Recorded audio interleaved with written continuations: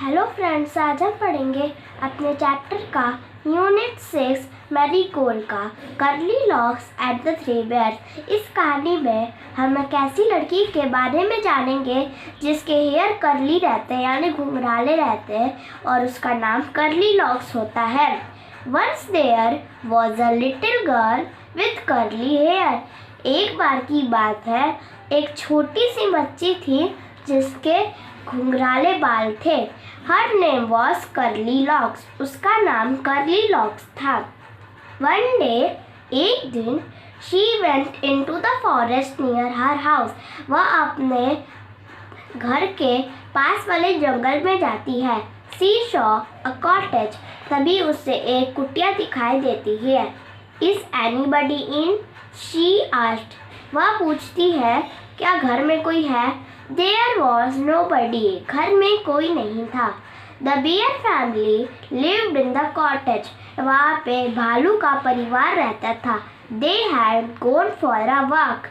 जो कि टहलने के लिए गए थे। Curly Locks went in. She wanted to see who lived there. Curly Locks अंदर जाना चाहती थी। वह देखना चाहती थी कि अंदर कौन रहता है। She saw 3 bowls of porridge on the table. तभी उसे वहाँ पे 3 कटोरे दिखते हैं जो कि हलवे से भरे होते हैं। There was a big bowl for Papa Bear, a middle-sized bowl for Mama Bear, and a tiny little bowl for Baby Bear.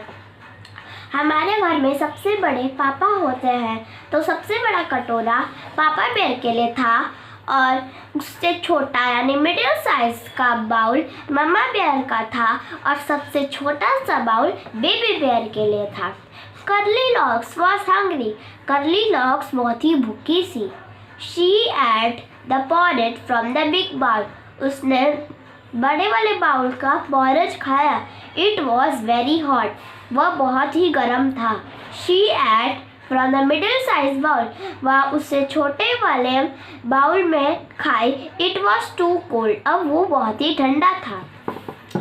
She ate from the tiny little bowl. It was just right.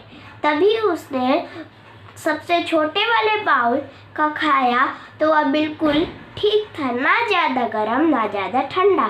Curly locks ate up all the porridge. Curly locks पूरा porridge खा गई। Then she went to the bedroom. फिर वह bedroom में गई। There was a big bed for Papa Bear, a middle-sized bed for Mama Bear, and a tiny little bed for Baby Bear. एक सबसे बड़ा सा बेड पापा बेयर के लिए था, उससे थोड़ा छोटा यानी मिडिल साइज का बेड मम्मा बेयर के लिए था और एकदम छोटा बेड बेबी बेयर के लिए था। The big bed was very hard. सबसे बड़ा बेड बहुत ही कठोर था। The middle size bed was too soft. लेकिन मिडिल साइज बेड तो बहुत ही नरम था। But the tiny little bed was just right. लेकिन छोटा बेड तो एकदम सही था, ना ज़्यादा कठोर था और ना ही ज़्यादा मुलायम।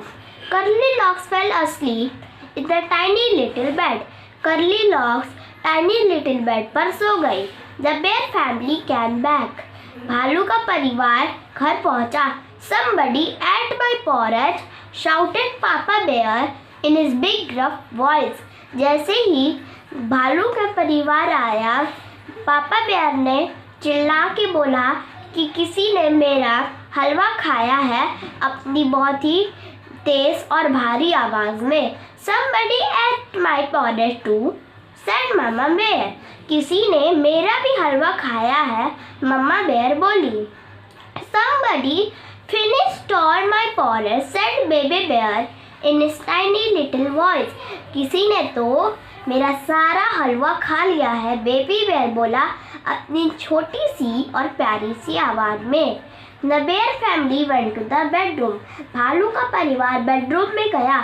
Somebody slept in my bed, shouted Papa Bear in his big rough voice. किसी ने मेरे बेड पर सोया था, पापा बेयर बोले अपने बड़ी और मोटी आवाज में। Somebody slept in my bed too, said Mama Bear.